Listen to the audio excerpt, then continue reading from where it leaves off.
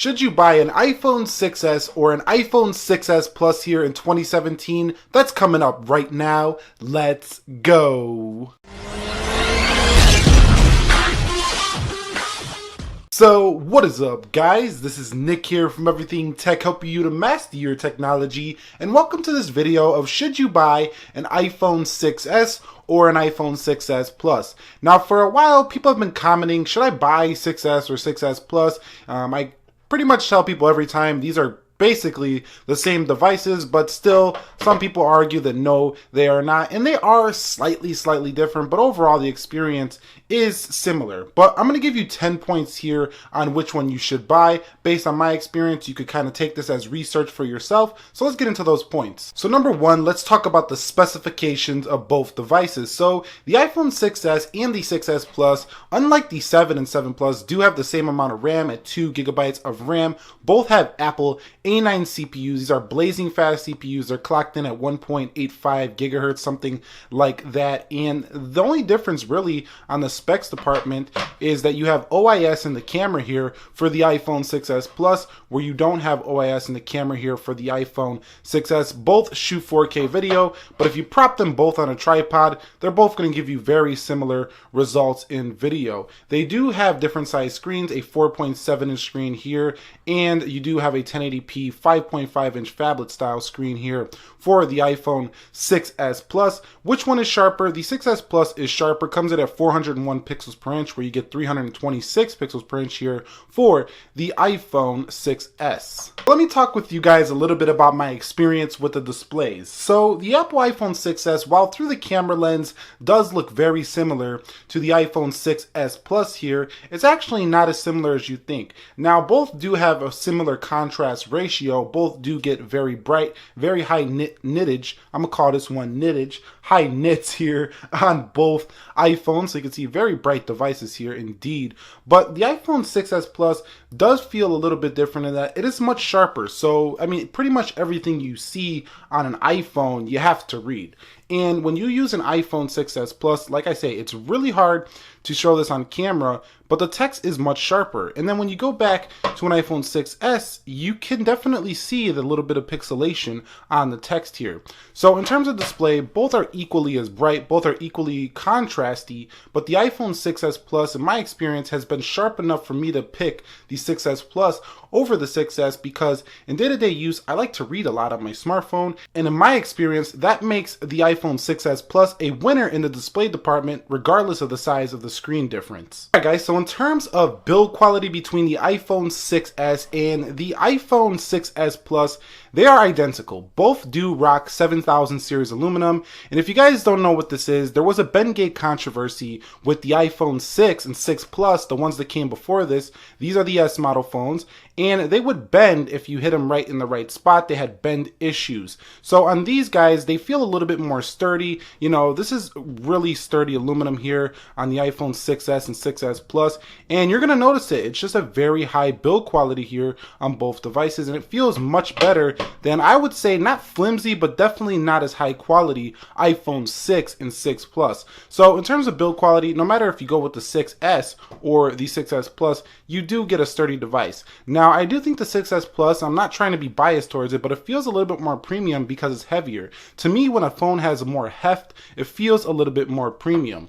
The iPhone 6s is still a pretty hefty phone for its size, but definitely not as hefty as the iPhone 6s Plus. So I do think build is equal, but I think the iPhone 6s Plus, because it's heavier, feels a little bit more premium. Alright guys, so speaking of software, both devices do run exactly the same software, iOS, but iOS is a little bit different here for the Plus model iPhone 6s Plus, and the reason that is because it does have a couple of features, well, basically one feature that you don't get on the iPhone 6s, and that's the fact that you can put this guy in portrait mode, specifically on the standard display mode for your iPhone 6s Plus. And this does change the experience a little bit because this really makes it feel like you have a little mini iPad or an iPad mini. So if you had an iPad mini and you buy a 6s Plus, you might feel like that device is kind of useless now. As you can see, you can do that. You cannot do that on a 6s. So if you're thinking about, using this phone a lot as, an everyday phone for a lot of media consumption, this makes this a much more fun phone to use than the iPhone 6s. So just keep that in mind. Also on the iPhone 6s, you do get the reachability feature that you do get on the iPhone 6s Plus. So both do come with the reachability where it brings the screen down for one-handed use. So not a problem there on either. But what about the battery life on both of these phones? So this is an area where the 6s Plus is definitely ahead. We're talking about over a 2700 milliamp hour battery, and we're talking about a 1715 milliamp hour battery here for the iPhone 6s. And in day-to-day use, even on the latest iOS version, the 6S is definitely gonna die. Like, say you wake up at 9 in the morning. The 6S, if you use it medium to heavy use, is gonna die 5, 6 o'clock. The iPhone 6S Plus is gonna die 10:30 p.m. and you should still have a little bit of juice left. So the iPhone 6S Plus is definitely, I wouldn't say a 2-day phone for heavy users. Light users, the 6S Plus can go 2 days, and battery life, not very impressive on the iPhone 6S, but it is definitely impressive there for the 6S Plus. So I do like the battery life savings that you get if you decide to go with the iPhone 6S Plus. And I do want to mention that both do have 3D touch, so both do come with the ability to go ahead and get this 3D touch, which is kind of like a right click for your iPhone where you can go into the battery saving settings and things like that. So definitely the 6S Plus is the winner in battery life. All right guys, so talking about the cameras here for the iPhone 6S and the iPhone 6S Plus, you do have very similar cameras. Both feature 5 megapixel front facing cameras. Both feature retina flash. So if you go ahead and take a picture here, they will shoot a retina flash if you do go ahead and turn it on here. Let's turn it on, and you can see both do have retina flash, both do have live photos, both have 4K video recording, and I would call this one almost a draw, but definitely going to give a slight, only very slight edge to the Apple iPhone 6s Plus due to the fact that you do get optical image stabilization in there. If you don't know what optical image stabilization is, what it is basically a little piece inside the lens that, you know, keeps the camera from being so shaky. So videographers, people making video, the iPhone 6s Plus, in my experience, has definitely been a better option than the iPhone 6s, but it's very, very slightly. So you really got to care a lot about video to just want to get the 6s Plus for that feature. So in terms of the gaming experience between the two, the iPhone 6s definitely feels just slightly faster because it's smaller. I don't miss tapping applications, and it just feels more portable when gaming. It reminds me more of a little Game Boy or something like that, whereas the iPhone 6s Plus is like a DS XL if you want to talk about gaming on mobile here